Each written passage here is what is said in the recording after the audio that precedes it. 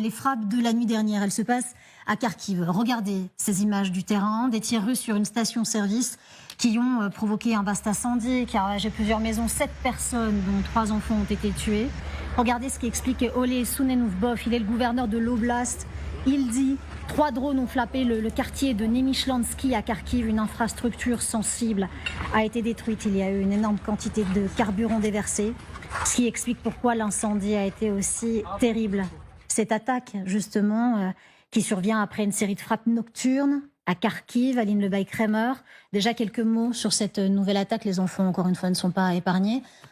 Néanmoins, on a du mal à se faire chaque jour à ces images. Plus on en parle, plus on a du mal à se faire à ces images. C'est terrible. On sait que c'est la guerre. Il ne faut surtout pas les banaliser. D'ailleurs, c'est l'angoisse des Ukrainiens notamment qu'on les banalise et que finalement il y a une forme d'habituation qui fasse qu'on laisse faire finalement et qu'in fine que l'Ukraine soit complètement détruite parce qu'il y a ces images que l'on a spectaculaires de Kharkiv. Mais il faut savoir, il y a à peu près 143 villes et villages qui ont été bombardés hier dans 9 régions. On est dans l'attaque massive quasi quotidienne. Donc quand on parlait tout à l'heure de seuil critique de munitions et de certains outils, notamment de défense anti-aérienne, là, c'est oui, c'est ce qu'on voit. Ça, techniquement, avec plus de défense anti-aérienne, avec plus de munitions, avec plus d'équipements aux soldats en ligne zéro ou en première ligne dans la conflit, cette scène n'existe pas. Et c'est ce qu'on essaye d'expliquer. Et il faut réagir, il faut faire quelque chose. Parce que c'est désespérant, c'est inadmissible. C'est à Kharkiv, notamment, petit indice quand même, je ne sais pas si on va en parler, mais sur la nomination du fameux nouveau chef d'état-major Syrski, oui, c'est lui qui a été à la manœuvre de la libération de Kharkiv en septembre 2022. Et je crois savoir que sur ce côté-là de l'échiquier, au-delà de savoir s'il y avait des frictions ou pas entre Zelensky et Zaloujny, quelque part, les militaires qui opèrent dans la zone n'ont pas grand-chose à faire. Ils sont plutôt contents de voir Syrski redémarrer quelque chose dans ce coin-là. Donc oui, c'est dramatique, oui, ils ont besoin d'aide. L'Ukraine a besoin d'armes, elle a besoin de systèmes de défense anti-aérienne.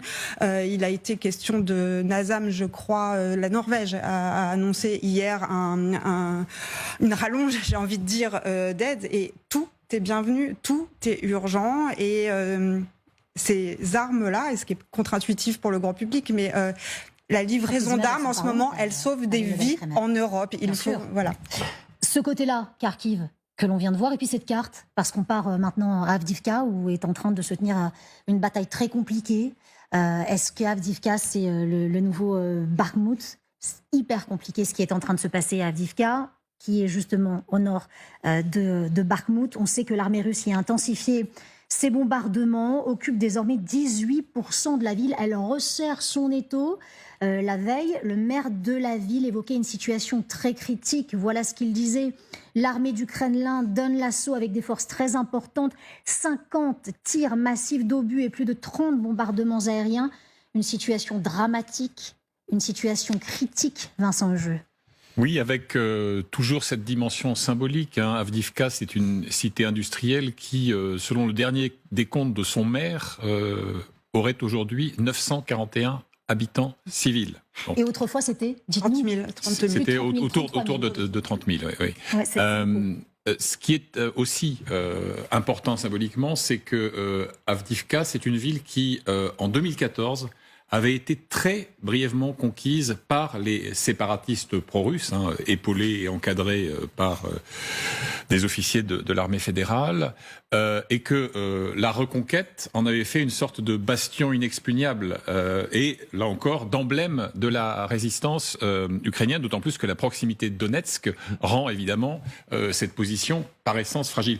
La valeur stratégique de Avdiivka aujourd'hui, elle n'est pas écrasante, elle est pas majeure. Je crois que l'enjeu est plus symbolique. Ce qui est vrai aussi, c'est que l'acharnement criminel des bombardements qu'on vient d'évoquer s'explique aussi par le fait qu'à Moscou, on a l'impression de vivre une conjonction astrale favorable.